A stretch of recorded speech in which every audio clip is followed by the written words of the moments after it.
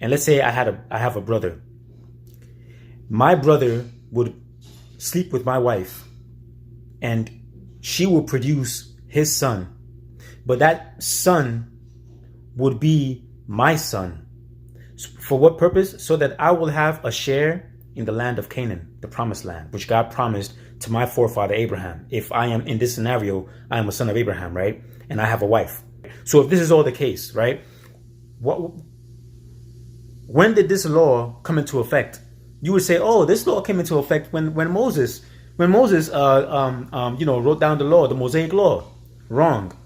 This law was in effect since the time of Abraham, when God gave Abraham the laws, judicial stipulations and regulations and commandments. How do we know this? Because this brother-in-law marriage was what Judah did with Tamar. When Judah's son was married to Tamar, he died.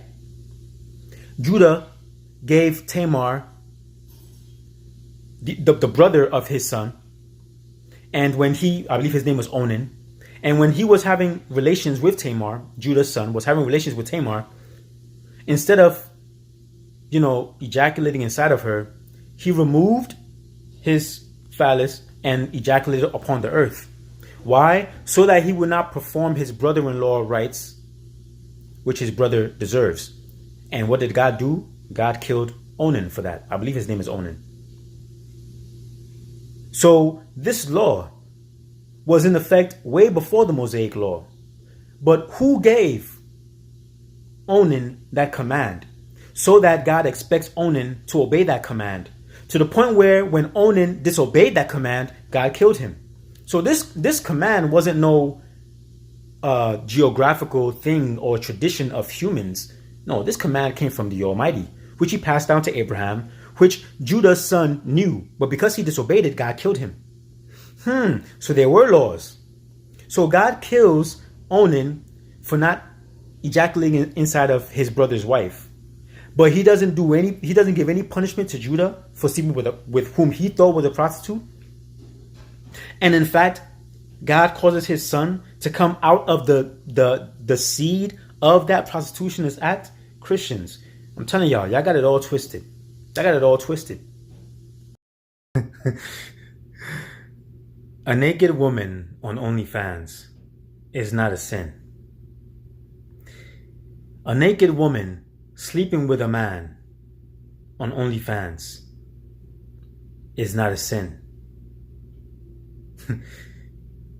Christians, if you knew what God permitted in the Old Testament and therefore permits today, you would be ashamed of yourself, of all the restrictions you have placed upon humanity and those who go to your places of worship, blocking away the kingdom of heaven and the kingdom of the earth away from them, turning them away, accusing them of things that not even God accuses them of, restricting them from things that even God himself has not restricted from them, except what he has stipulated directly in his word. There are things that God does not consider ideal. There are things that God would much rather us not do. However, he never tells us not to do it. Prostitution, a specific type of prostitution, which this video will enlighten you on, a certain type of prostitution, God permits to happen. Now, while God never gives the reason why he permitted this particular type of prostitution and strictly prohibited a specific type of prostitution, why this is the case, I speculate, and other scholars speculate, and God is my witness, I did not get this from scholars, this is just common sense to me, it's just common sense, is because God knew that eventually things will just boil down to the point where women will just inevitably have to prostitute themselves to make a living, especially in those times where if a woman did not have a brother, if a woman did not have a husband, and she had children, or even if she didn't have children but had no means to take care of herself, inevitably their Father in heaven knew that if no man was going to take them, because perhaps she wasn't a virgin or she comes with children, and so they're not trying to take care of her along with their own wives and children, then how is she going to make a living? So God did not put further burden upon them by saying you cannot be a prostitute and make a living. No, he doesn't. So while what would have God preferred a man to take her and take care of her? Sure, but God knows a man is not going to do that because it takes money. So men would pay for services. This is why I speculate, and it's also speculated, that God permitted specific type of prostitution in the land of Israel. And there was no death penalty for it. The only thing is that both the man and the woman will be unclean until they bathed in water, and then they will remain unclean until the evening, sundown.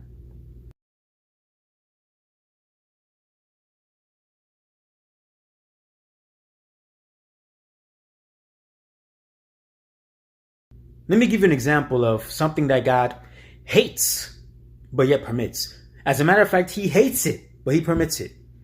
A divorce. Jehovah is a God who hates a divorce, but he permits a divorce. We know in the Old Testament, God says he is one who hates a divorce. He says it verbatim, he hates a divorce.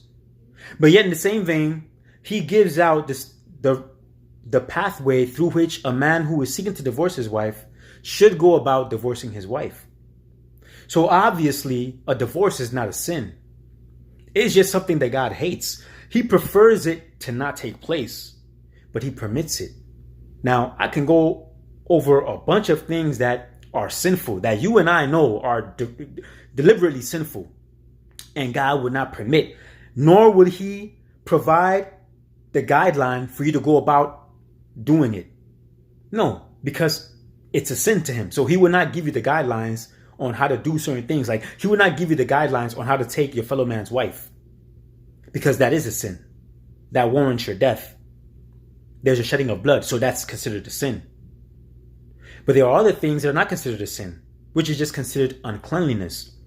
And then there are other things which God may even hate, but he permits because it's not sinful. Because God will never permit sin. He would never give you the leadway on how to go about sinning. So for example, God tells kings, do not multiply wives for yourselves. But yet this is not a sin. Because Solomon did it and it was not considered a sin to him. Jehoshaphat did it, it was not considered a sin to him. David had multiple wives, it was not considered a sin to him. Adultery is a sin. That's why when David committed adultery by taking another man's wife, Bathsheba, it was considered a sin to him and God punished him for it. The penalty was death, but God showed him mercy. You get the point. So this video is going to enlighten you on why a woman having OnlyFans is not a sin, people. There are certain things that are even worse than that, which is not even considered a sin in the eyes of Elohim, El Shaddai. Y'all got to get in tune, man. So I'm going to put y'all on. Why would God command a man to go and take a prostitute as a wife? God commanded the prophet Hosea to go and take a woman from among the prostitutes as his wife. Didn't God forbid prostitution? Isn't prostitution a sin? Well, yeah, he forbid temple prostitution. He strictly said no son or daughter of Israel may become a temple prostitute. So if I told you do not steal from a rich person, I'm telling you indirectly you can steal so long as it's not from a rich person. When God said you cannot become a temple prostitute, he is saying you can become a prostitute as long as you're not a temple prostitute. But now, if I also say do not steal from a rich person, I'm not telling you to go and steal. However, if you do steal, do not steal from a rich person. God is not telling you to become a prostitute, but he's saying if you do choose to go that route, just make sure you do not become a temple prostitute. The women from whom Hosea went to take as a wife who were prostitutes were not temple prostitutes. That's why God commanded him to go and take from among the prostitutes a wife. God will never deny himself. God will not command a man to go and sleep with an animal because his law forbids that. He forbids it. It's against his very nature to go against what he stands for. God will not tell a man to go and commit murder because that's against the law. And you would say, oh, well, he commanded the Israelites to kill. To kill and to murder is not the same thing. Again, Christians are When you murder someone, it is through wicked intent. It's through selfish means. You want something, you covet something that belongs to that man, most likely. When you kill someone, it's different. For example, a cop killed a man who had a gun who was trying to commit a terrorist attack. A cop killed a man who went into a school to try and shoot up a bunch of people. Did the cop murder the man who went into the school to commit murder? No, he killed the man who went into the school to commit murder. To kill and to murder is not the same thing. God will not command someone to go and do something that he has forbid them to do.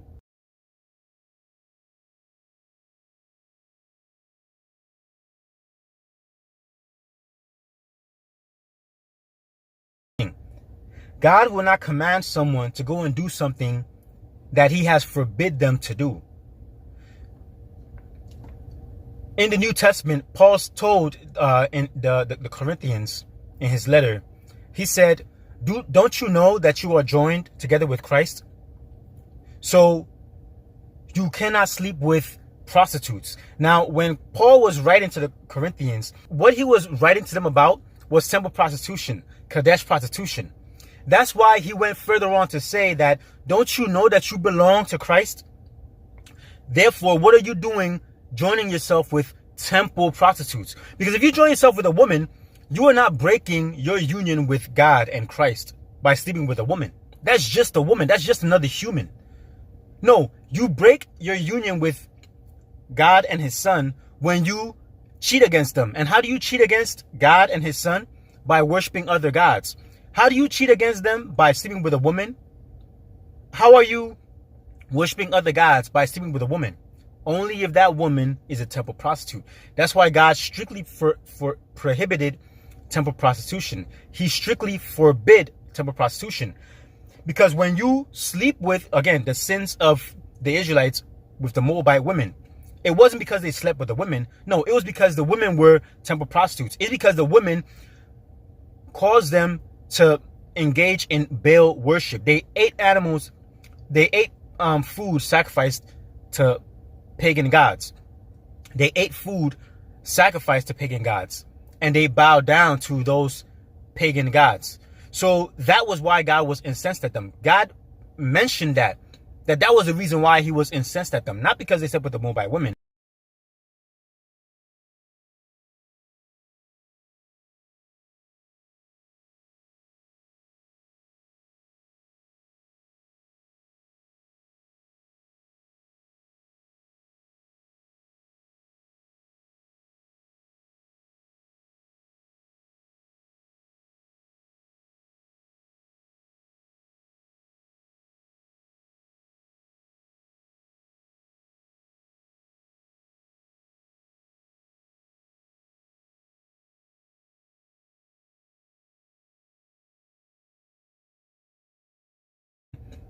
The Bible says this 3 times, as a matter of fact. So if God is telling Hosea to go and marry a daughter, a woman from among the prostitutes, what is God telling Hosea to go and cheat against God?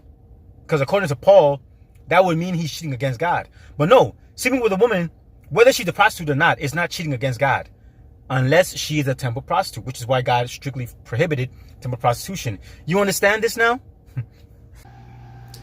Judah slept with a prostitute. Samson slept with prostitutes. Christ came through the lineage of 2 prostitutes.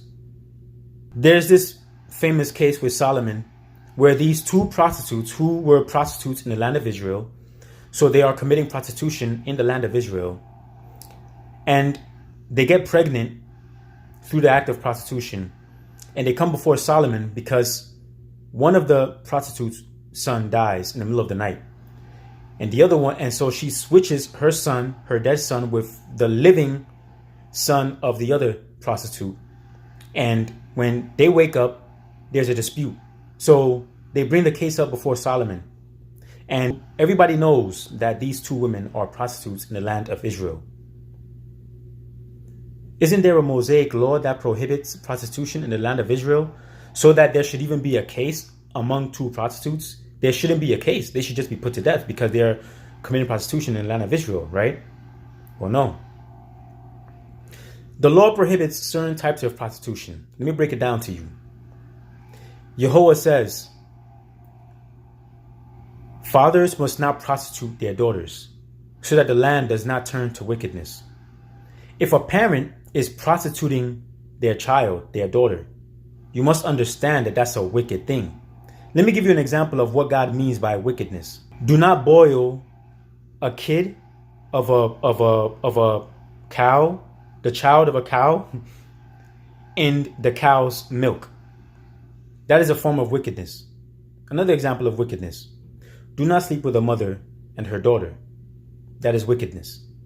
You understand where God is coming from when he says, do not prostitute your daughters? Because there is something wrong with that. Okay, let me give you another example. If a woman is a daughter of a priest and she is found to be a prostitute, she should be burned with fire. Why? Because her father is a priest. Okay. If a woman is found prostituting in her father's house, she should be stoned to death. Why? Because she is committing prostitution in her father's house. And this is the last command about prostitution. No son or daughter of Israel may become a temple prostitute. And the word for temple is in Hebrew, Kadesh. So, for example, temple, holy, shrine. These three words represent temple prostitution, Kadesh prostitution. God strictly prohibits this particular type of prostitution. Now, if I told you, do not steal from a rich person, you would say, wait, why are you telling me not to steal specifically from a rich person? Shouldn't you just command me not to steal, period? And I would say, no. I said what I said. I said, do not steal from a rich person. Don't mix my words. You heard what I said. Don't steal from a rich person, right? Yeah, God did not stutter. He said, no son or daughter of Israel may become a temple prostitute. Oh, so is he saying that a son or daughter of Israel may become a prostitute? Well, he's not saying they can become a prostitute. He's just saying which one he forbids you to become. So in other words, if you want to be a prostitute, go ahead, be a prostitute, but don't be a temple prostitute. So now you see the loophole in all these commands concerning prostitution that I mentioned. The two prostitutes who came before Solomon, they were not living in their father's house. They were not engaged to a man. They were not married to a man. They were not daughters of Levitical priests. So, and they were not temple prostitutes. So, in all of the Mosaic law, there is no room for them to be penalized for them committing prostitution in the land of Israel. And they are not being prostituted by their father, which means that they are being forced into prostitution, right? No, they're not being forced into it. They're doing it out of their own free will. And you would say, well, at the time of Judah, there was no law against prostitution. That's why Judah can sleep with Tamar, whom he thought was a prostitute. And so he slept with whom he thought was a prostitute. He slept with her, and there was no penalty for him. In fact, the seed of that union, of that prostitutionist act, would also lead to the production of Christ. It started with Rahab. Well, actually, no, it started with Tamar, because the nation of Israel wasn't produced yet when they came out of the Egypt. So it started with Tamar and Judah. And you would say, well, there were no laws at that time. Well, actually, yes, there were. God told Isaac, he said, if you would stick to the regulations, the judicial commandments, and the laws and regulations that I gave to your forefather Abraham, and stick to them and follow them, then I will be with you. So Abraham, though the Bible didn't mention it at the time of Abraham, it's insinuating at the time of Isaac that God did give Abraham laws, judicial mandates, commandments, and regulations to follow. But even though there were these laws already placed, Judah slept with a prostitute because there was no law condemning prostitution, provided it is not a temple prostitute. And you would say, well, weren't the nation of Israel punished because they slept with the Moabite women? No. 3 times in the Bible, it references that act. And even that the very same passage where they committed that act of sleeping with the Moabite women, it told us exactly why God was incensed at the sons of Israel. Not because they slept with the Moabite women, because that just makes them unclean. As the law says, they will be unclean and they'll wash themselves until the evening and then they will be clean. No, it was because they bowed down to the pagan gods of the Moabites and they ate food sacrificed to idols. And therefore they joined themselves with Baal. Peor, I believe, was a specific name of the Baal of the Moabites. Therefore they joined themselves with Baal, and because of that, God's anger blazed against them. Do you understand? Because they were involved in temple prostitution. There's a difference between a man just sleeping with a woman, an act of sex, provided the woman is not the wife of a fellow man, and provided the woman is not his sister, and provided the woman is not through any incestuous relationship. She's just any woman that is not related to him and she's single. Virgin or not, makes no difference. They will just be unclean until the evening. There is no shedding of blood, so there is no sin involved. Christians do not understand the Mosaic law. So Judah sleeping with whom he thought was a prostitute was not held as a sin against him. Samson, when he went into the prostitute's house and perhaps slept with her, that was not considered as a sin against him. All the time that Samson spent with Delilah, whom was presumed to be a prostitute, he wasn't just spending the night all night with her. No, they were having sexual relations. But Delilah was not betrothed to any man, and she was not the wife of any man. She was single. So Samson could sleep with her.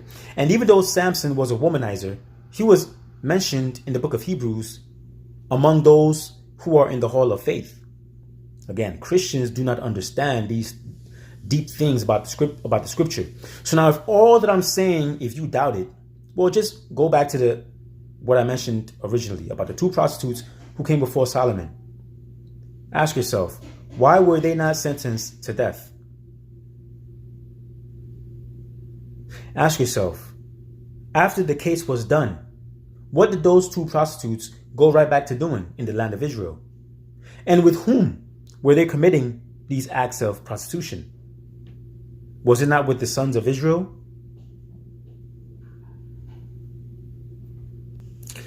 And ask yourself this, why did Solomon, the congregator, say in admonition to his sons, do not have any dealings with the wife of your fellow man? But in terms of dealing with prostitutes, be careful, because you will squander all your wealth on prostitutes. Why does Solomon say that when it comes to dealing with another man's wife, that leads to the tomb, that leads to the grave? That's like carrying fire in your bosom. You will get burned. You will without fail get punished. But yet when it comes to a man that deals with prostitutes, so long as they are not Kadesh prostitutes, temple prostitutes, which God strictly prohibited, meaning you can be a prostitute, but you can't be a temple prostitute. And he's not saying be a temple prostitute. He's just telling you what not to do. So Solomon advises his children to stay away from the wife of any man. But when it comes to dealing with prostitutes, he says, sons, be careful, because you will squander all your wealth on prostitutes. Oh, wait, so dealing with prostitutes does not lead to the grave? Oh, well, of course not. Because there's no Mosaic law that leads to a death penalty when dealing with prostitutes. Again, Judah, there were laws at the time of Judah. Do not fool yourself. There were laws, like I said. Laws, judicial decisions, judicial regulations, commandments given to Abraham, passed down to Isaac, passed down to Jacob. Judah knew these laws. He knew he could sleep with an unmarried single woman who was not his relative. He knew that. So Solomon is saying, but when it comes to prostitutes, you will squander all your wealth on prostitutes. So be careful. So if you don't squander your wealth on prostitutes, then more power to you. But understand that in this day and age, there are diseases. So it's a slippery slope. Know the girls that you're going to sleep with. Know their background. Know that they're at least clean. You know what I mean? And if anything, go through the polygamous route. Get concubines. You know, just watch after your health. And again, my channel is it's not dedicated to this, but I pretty much went on that tangent for a few years now. So if you want more information on that, just go to my channel on YouTube. To give you to help you to understand, like the time of Judah, for example, right? That there was a law. To help you to understand that there was a law. You remember the law that, let's say I have a wife, right? And wife dies. And we had no children. So, and let's say I have a brother. My brother would sleep with my wife and she will produce his son. But that son would be my son. For what purpose? So that I will have a share in the land of Canaan, the promised land, which God promised to my forefather Abraham. If I am in this scenario, I am a son of Abraham, right? And I have a wife, right? So if this is all the case, right? When did this law come into effect? You would say, oh, this law came into effect when Moses wrote down the law, the Mosaic law. Wrong. This law was in effect since the time of Abraham, when God gave Abraham the laws, judicial stipulations and regulations and commandments. How do we know this? Because this brother-in-law marriage was what Judah did with Tamar. When Judah's son was married to Tamar, he died.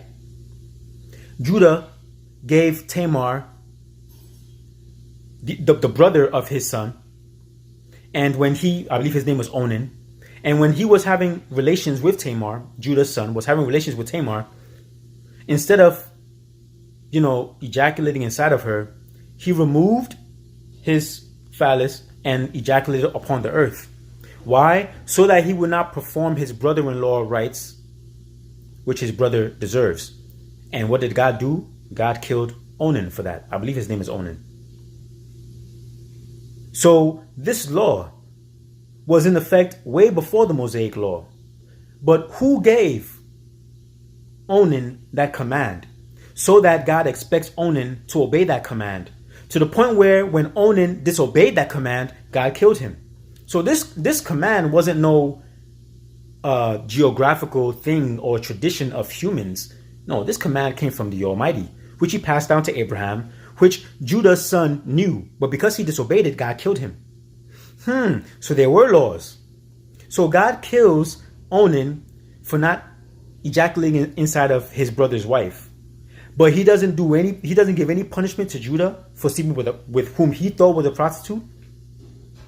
And in fact, God causes his son to come out of the seed of that prostitutionist act. Christians, I'm telling y'all got it all twisted. Y'all got it all twisted.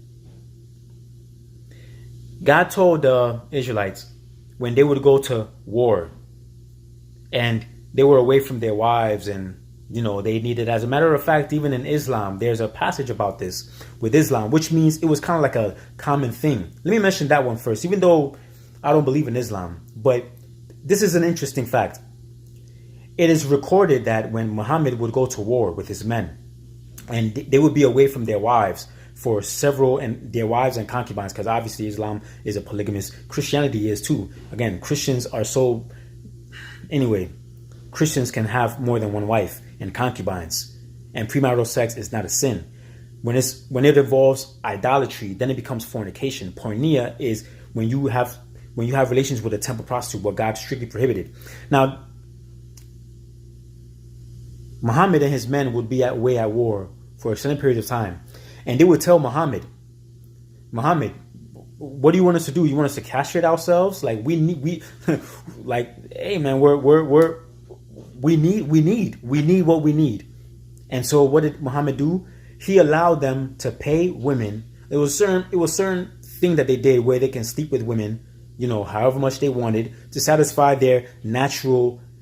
If angels could not resist womankind on earth, how does God expect humans who were created for women to resist women? Understand that. Provided the woman does not belong to someone, provided it's not an incestuous relationship, you understand? Provided she's not engaged to a man, provided she's not a temple prostitute, Kadesh prostitute, you can sleep with her and you will be unclean until the evening. This is exactly what the Mosaic law says.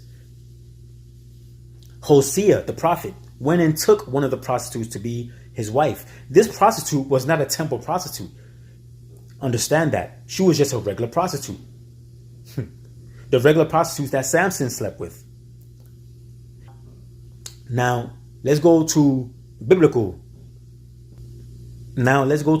accounts. When the Israelites, the sons of Israel, will be at war, God told the sons of Israel, if you see among the captives, after they win their battle and they killed the men, so all the women are coming back with them. He says, if you see among the captives, this is from God's own mouth. If you see among the captives a beautiful woman, that captivates you, and you want her, you may take her. But you must have her cut her nails, remove her hair off her head, let her finish mourning her dead relatives, and then after a certain amount of days pass by, you may go into her, which means you may sleep with her. The same expression used when any man slept with their wives. Isaac, when he slept with Rebekah, Jacob, when he slept with Rachel and Leah, Abraham, when he slept with Sarah and Hagar, Samson, when he went into the prostitute, right? God is saying, you may go into her, you may sleep with her, you may have relations with her. But after you have relations with her, if you are not interested in her anymore, because you found some defect in her or something that's unpleasing to you about her, you may divorce her, you may leave her, you may separate from her, right? But you may not sell her or something to that effect, because you have humiliated her. So now, what's the difference between this and prostitution? It's just an extended form of prostitution, but it's prostitution regardless. You see a woman you're interested and you've treated her like a harlot. Christians do not understand the Mosaic law. And if sex is supposed to be this sin that prevails in the last days, well then, it's doing a very bad job of prevailing. Because you have to understand, more now, more than any time in history, sex is at an all-time low. Don't get it twisted. A lot of people are not having sex. The sex that's forbidden is all listed in the Old Testament, the book of Leviticus, chapter 19, 18, and I believe a couple passages. It's all listed there. Every single act, sexual act that God forbids his servants to do. And it all involves the wife of another man, adultery, incest, bestiality, and the other one, which you can't even say now because they have so much power, I can't even say it. But when the same, you know what I mean? Yeah, I'm not trying to get my video deleted. It's ridiculous. That is what's going on in the last days that God is incensed against. Not when a high school kid sleeps with a high school girl. No, that's just what Paul coined as, what was the term? Desires incidental to youth. Desires incidental to youth. This is not fornication. Fornication is porneia. Porneia is when idols are involved. And in the time of Corinth, all you had was temple prostitution, what God strictly prohibited. I'm going to end it there. Again, I've made videos on all these things, so peace. So now if God would permit all that we've just discussed, where a man is sleeping with a woman, because God understands how he's made us and that certain needs to be satisfied. It's just like hunger. You need to eat. It's a necessity. The same thing with sex. It's a necessity. To say that a man should wait until he's married is not reasonable.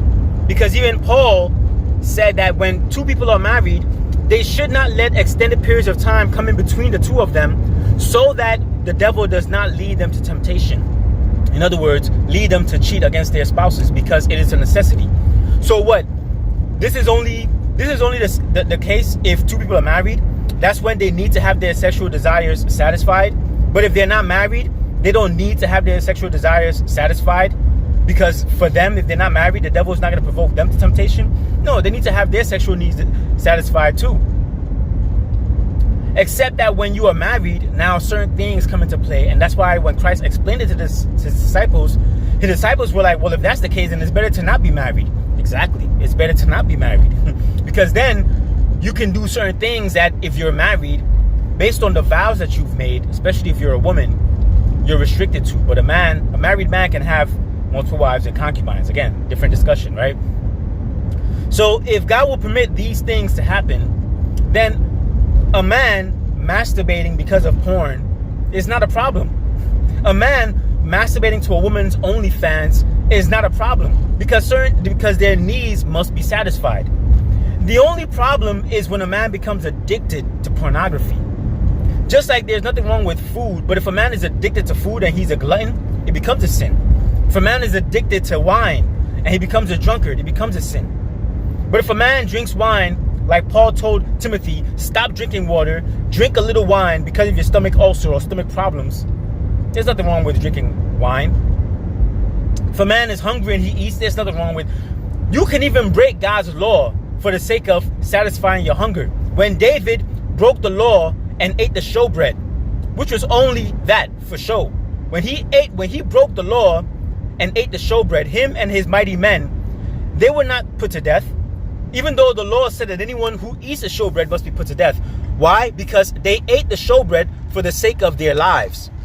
Christ breaking the Sabbath for the sake of saving a life, you can break the Sabbath for the sake of a life, because the law was not made for man. Because the law was made for man. Man was not made for the law. You understand that? So a man's needs, a man's life is more important than the law. How much more so then when there is no law that prohibits a man to do a particular deed? You have to understand all these things, people.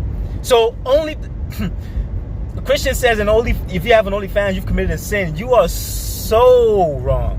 So wrong. You do not know your Father in heaven at all. So with that being said, I guess I'll leave it at that. And if you're not able to deduce from all that I've mentioned in this video,